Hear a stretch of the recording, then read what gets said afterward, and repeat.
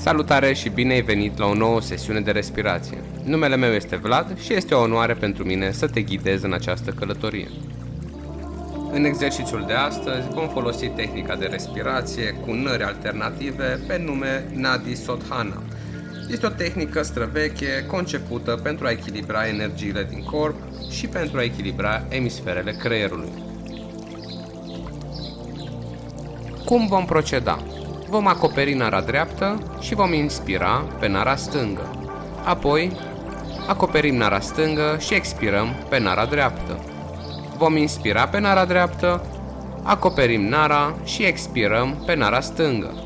Vom inspira pe nara stângă, o acoperim din nou și vom expira pe nara dreaptă. Și tot așa, alternativ.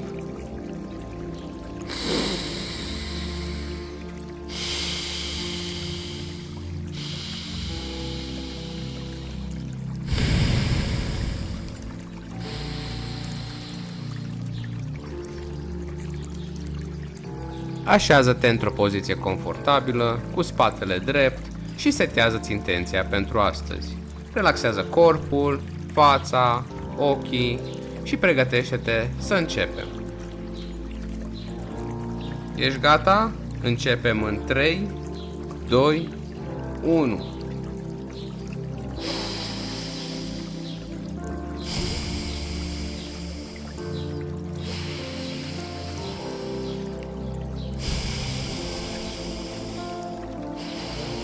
Foarte bine, menține ritmul. Inspiră pe stânga, expir pe dreapta, inspir pe dreapta, expir pe stânga.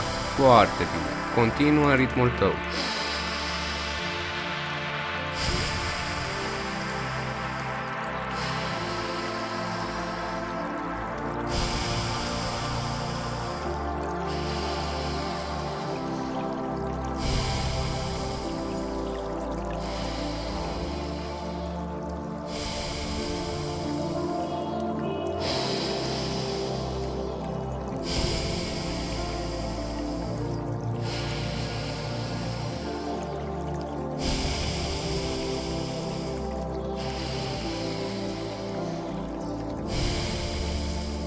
Lăsăm respirația să revină la normal în 3, 2, 1.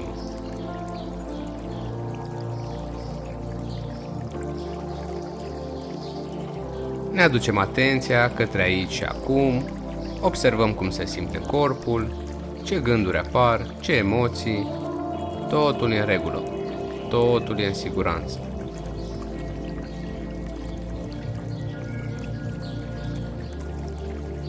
Începem următoarea serie în 3, 2, 1.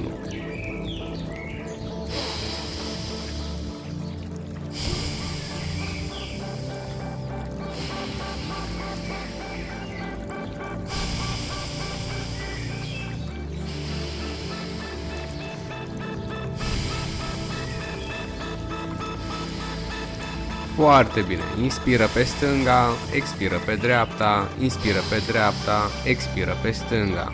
Și tot așa, continuă în ritmul tău.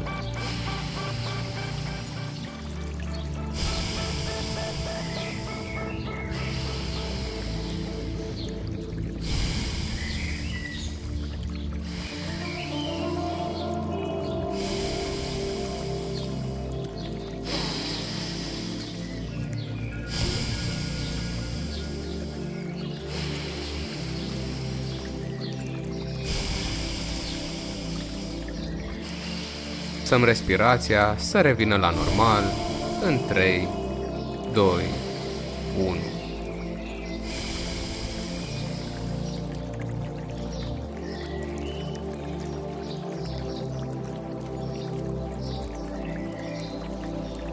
Adu o stare de mulțumire, de recunoștință și continuă ziua din această energie. Dacă ți-a plăcut și ție această sesiune, nu uita să-mi dai un like, subscribe și follow. Mulțumesc foarte mult, pe data viitoare! Și nu uita, respiră, zâmbește și iubește.